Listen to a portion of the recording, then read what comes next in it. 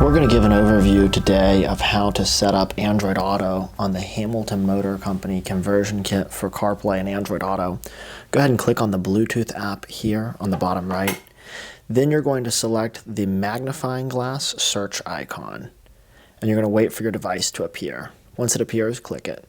Now this might take a few seconds, but it'll pop up with a pairing code. When it does, on your phone, click pair, and then follow and approve any other prompts that come up to share contacts or other information with your device.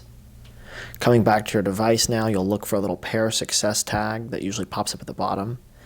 Then come back home, go to the apps drawer, and swipe over and look for the T-Link app. And you can also move this to the home screen for future use.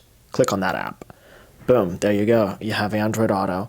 You can navigate through your maps or any app that has an Android Auto component. Give us a call or check out our forum if you have any questions. www.hamiltonmotorcompany.com.